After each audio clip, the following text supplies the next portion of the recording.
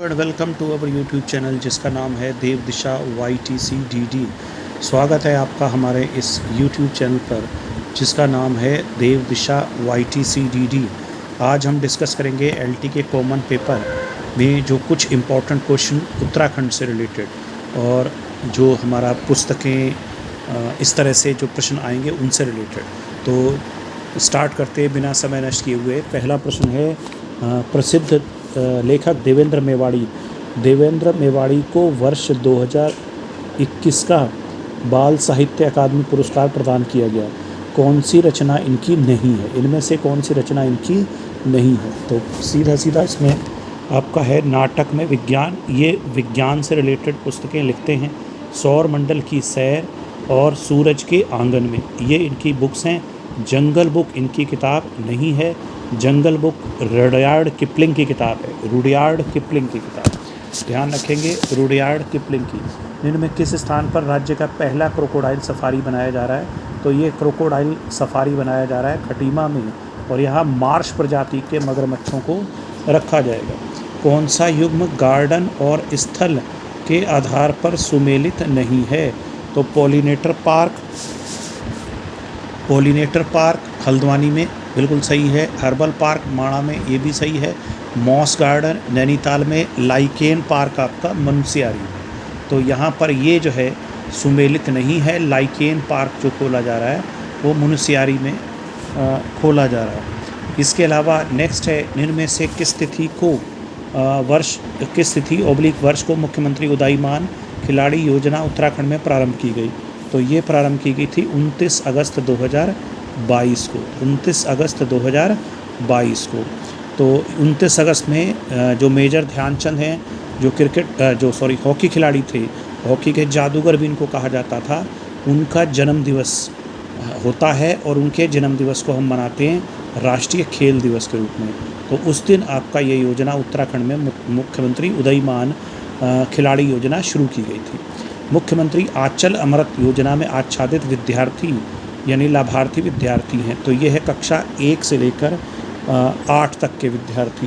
तो ये मुख्यमंत्री आंचल अमृत योजना में जो बच्चे होते हैं कक्षा 1 से लेकर 8 तक स्कूलों में, उनको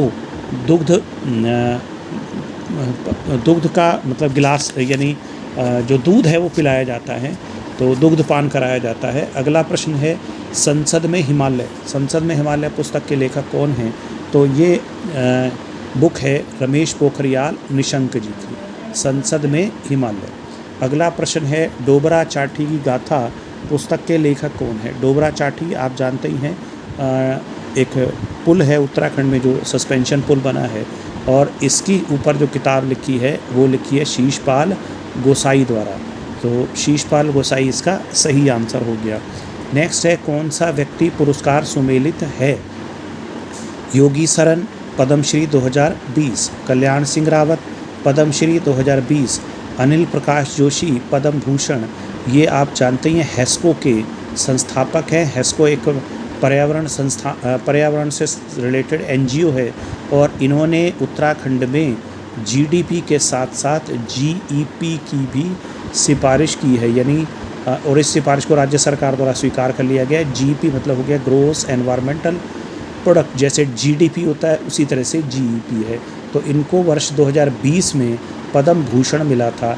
तो इस तरह से ये सभी सुमेलित हो गए। इसके बाद पुस्तक अगली है, नंदा के जागर किनकी पुस्तक है? तो नंदा के जागर पुस्तक है बसंती देवी की, ध्यान रखेंगे, बसंती देवी की। इसके बाद अगला प्रश्न है, अब आप ये सोचेंगे कि 2020 के क्यों दिए जा रहे हैं? उत्तराखंड में पीछे से यानी 1-2 साल पहले के भी करंट अफेयर दे दिए जाते हैं, तो इसीलिए ध्यान रखेंगे। इनमें से कौन सा पोर्टल का संबंध महिलाओं की सुरक्षा से संबंधित है? तो ये आपका जो LT का पेपर है इसमें महिला सुरक्षा ये सब चीज़ें भी हैं, तो अगर क्वेश्चन बनाना चाहेंगे तो वो यहाँ से बना सकते हैं। गोरा शक्ति ऐप ये महिलाओं की सुरक्षा से संबंधित है। तो समर्थ पोर्टल एजुकेशन से, हायर एजुकेशन से। इसके अलावा नेक्स्ट आगे बढ़ते हैं, किसका संबंध रक्षा सूत्र आंदोलन से है? तो रक्षा सूत्र आंदोलन का संबंध है सुरेश भाई से। इसमें आप एक कोड ध्यान रखेंगे, RST आर मतलब हो गया रक्षा सूत्र आंदोलन टी, और एस यहाँ दो, रक्षा सूत्र आंदोलन सुरेश भाई और टेहरी। तो टेहरी में ये आंदोलन किया गया था, सुरेश भाई इससे संबंधित थे, तो ये हो गया रक्षा सूत्र आंदोलन।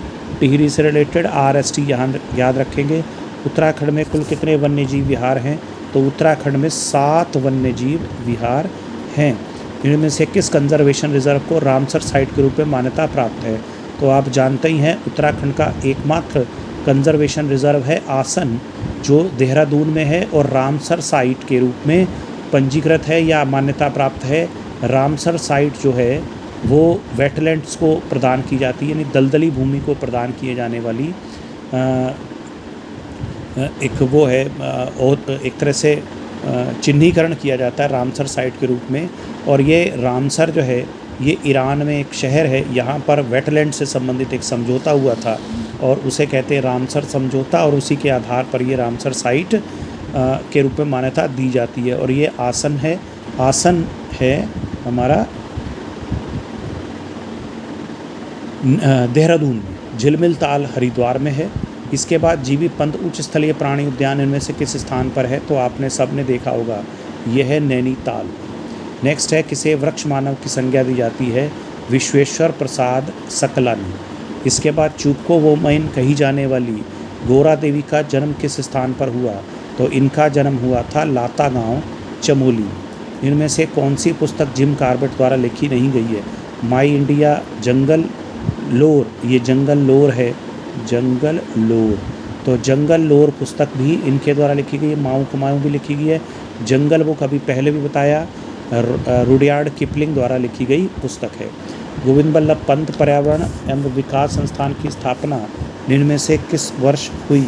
तो ये हुई थी 1988 में, 1988 में।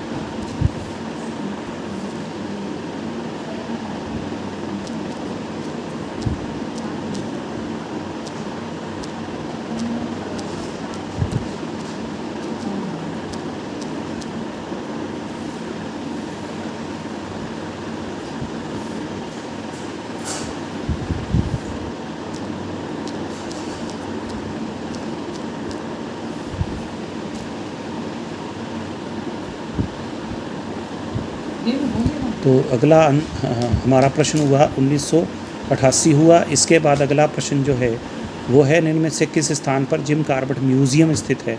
तो जिम कॉर्बेट म्यूजियम स्थित है कालाढूंगी। वन रिपोर्ट के अनुसार उत्तराखंड का सर्वाधिक वन क्षेत्र वाला जनपद कौन सा है? तो वन क्षेत्र वाला जनपद है हमारा पौड़ी।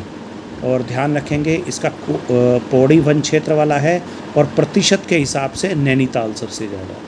तो ये हमारी जो फॉरेस्ट रिपोर्ट है 2021 की, उसके अनुसार है। इनमें से कौन सा कथन सत्य नहीं है? वन रिपोर्ट के अनुसार उत्तराखंड का सर्वाधिक वन क्षेत्रफल वाले प्रथम तीन जो जिले हैं वो हैं पौड़ी, उत्तरकाशी और नैनीताल। बिल्कुल सही है। और इसका कोड भी आप ध्यान रखेंगे, पोन्नू। पो से पौड़ी हो गया, एन से नैनीताल और यू से उत्तरकाशी। इसके बाद प्रतिशत के हिसाब से सर्वाधिक वन क्षेत्र चंपावत में है, ये कथन गलत है। प्रतिशत के आधार पर मैंने अभी आपको बताया नैनीताल है। इसके बाद प्रतिशत और क्षेत्रफल के आधार पर न्यूनतम वन क्षेत्र वाला जनपद ऊधम सिंह नगर है, ये भी आपका कथन सही है।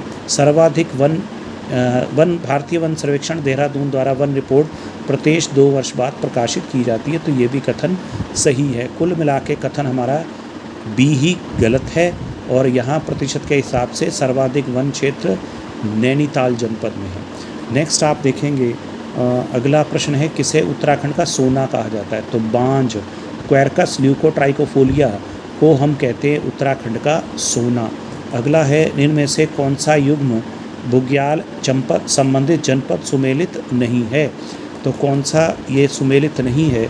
ये है ओली चमोली, ये तो सुमेलित है।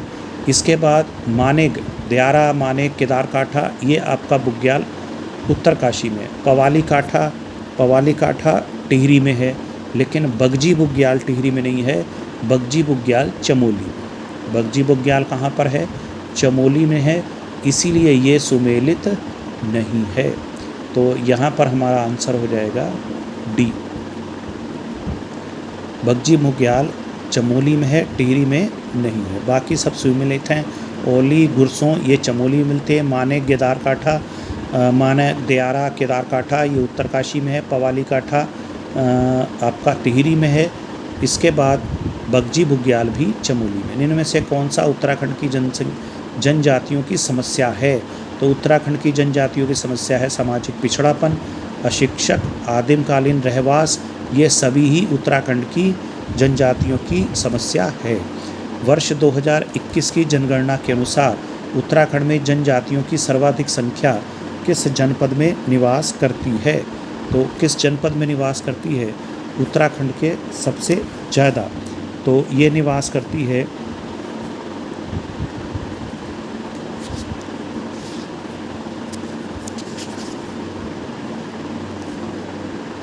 ऊधम सिंह नगर में। तो इसका सही आंसर है ऊधम सिंह नगर में। उत्तराखंड की जो जनजातियों की सर्वाधिक संख्या है वो यहाँ निवास करती है। उत्तराखंड में निवासरत जनजाति जो विलुप्ति के कगार पर है, ये विलुप्ति के कगार पर जनजाति है हमारी वनराजी, जिसे वन रावत भी कहते हैं। ये पूरे देश की उन आदिम जनजातियों में शामिल है जिनकी संख्या 1000 से भी कम है।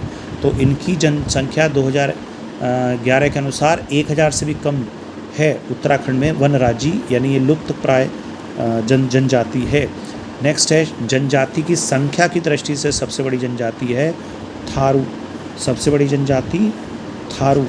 इसके बाद नेक्स्ट बढ़ेंगे कौन सा युग्म धार्मिक स्थल और संबंधित जनपद के संदर्भ में सुमेलित नहीं है? तो ये सुमेलित नहीं है। हेड़ा खान नैनीताल में ही जनपद में है। नारायण आश्रम पिथौरागढ़ में है। रीठा साहब चंपावत में है। कणवा आश्रम आपका पौड़ी में है। तो इस तरह से ये हमारा जो डी ऑप्शन है ये गलत है। टिहरी में कणवा आश्रम नहीं है बल्कि पौड़ी में है। तो इस तरह से ये हमारे 28 प्रश्न थे जो हमने इसमें डिस्कस किए, और ये प्रश्न इस हिसाब से डिज़ाइन किए गए हैं कि जो आपके एलटी के पेपर में आ सकते हैं, या शिक्षा से संबंधित है, या वन्य या जो आपका हमारा सिलेबस है जिसमें कि वाइल्ड लाइफ उत्तराखंड की दे रखी है, तो उससे संबंधित है। तो जुड़े रहिए हमारे इस YouTube चैनल के साथ। आज का वीडियो हमारा यहीं समाप्त होता है। हमारे वीडियो को लाइक कीजिए, शेयर कीजिए, सब्सक्राइब कीजिए। धन्यवाद।